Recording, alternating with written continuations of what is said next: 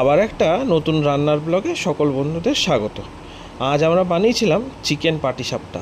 একটু যদি মেয়োনিজ বেশি করে দেওয়া যায় না, বা চিজ যদি বেশি করে দেওয়া যায়, দেখবে একদম সুতোর মতো কিন্তু সবটা বেরিয়ে আসবে এবং দেখতেও লোভনীয় হবে।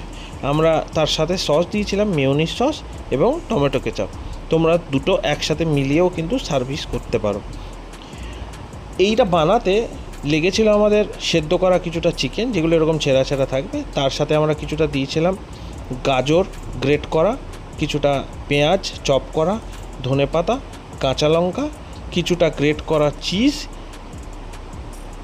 মেয়োনিজ সস, কিছুটা গোলমরিচের গুঁড়ো এবং কিছুটা টমেটো কেচাপ। এই ছিল টোটাল ইনগ্রেডিয়েন্ট। এই ইনগ্রেডিয়েন্টগুলো সবগুলো আমরা একসাথে চামচ দিয়ে মিশিয়ে নিয়েছিলাম। ও হ্যাঁ, লবণও তার সাথে ছিল পরিমাণ মতো। আর এই জিনিসটা এমন একটা জিনিস, তোমরা যদি মনে করো যে পাটিসাপটাতে ইউজ করবে না, সকালবেলায় স্যান্ডউইচে ইউজ করতে পারো, বা যে কোনো সময় স্যান্ডউইচের ভেতরেও কিন্তু স্টাফিং হিসেবে এই জিনিসটা ব্যবহার করতে পারো। তারপর আমরা নিয়েছিলাম পাটিসাপটা বানানোর জন্য এই রকম ব্রেড। ব্রাউন ব্রেড হতে পারে, সাদা ব্রেড হতে পারে। ব্রেডটা যদি জাম্বো ব্রেড হয় আরও ভালো হয়। একটু বড় সাইজের ব্রেডগুলো যদি হয় তাহলে ভালো হবে দেখতে। তা ব্রেডগুলো এইভাবে সুন্দর করে বেলনে ফ্ল্যাট করে দিয়ে তারপর আমরা জল দিয়ে এইরকমভাবে 4-5টা দিয়ে দিয়েছিলাম। তারপরে ওই ব্রাউন ব্রেডটা ফেটে ফেটে যাচ্ছিলো বলে আমরা হোয়াইট ব্রেড ইউজ করেছিলাম, যেটাতে আরও জিনিসটা সুন্দর হয় দেখতে। তারপর ওই স্টাফিংটা দিয়ে ওই গ্রেট করা চিকেনগুলো দিয়ে ব্রেডটাকে এইভাবে সুন্দর করে মুড়ে দিতে হবে। এবং জলটা অবশ্যই দিতে হবে বন্ধুরা, জলটা দিলে কিন্তু জিনিসটা আঠার মতো কাজ করবে এবং লেগে যাবে।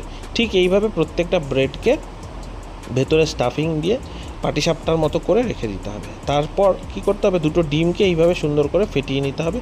ফেটিয়ে নিয়ে কাঁটা চামচ দিয়ে বা স্পুন দিয়ে এইভাবে ভিজিয়ে নিতে হবে। দেওয়ার পর একটা সাদা রঙের প্লেট নিয়ে তার মধ্যে ব্রেড ক্রাম যদি হয় ব্রেড ক্রাম, বা সুজিও নিতে পারো, যার যেটা অ্যাভেলেবেল আর কি, সেই রকমভাবে এইরকমভাবে মাখিয়ে দিতে হবে। মাখিয়ে রাখার পর একটা একটা করে মাখাতে হবে। তার কারণ হচ্ছে না হলে কিন্তু ব্রেড ক্রামগুলো জড়িয়ে যাওয়ার সম্ভাবনা থাকবে। তারপর কড়াইতে এই রকমভাবে তেল গরম করে একটা করে পাটিসাপটাগুলো ছেড়ে দিতে হবে।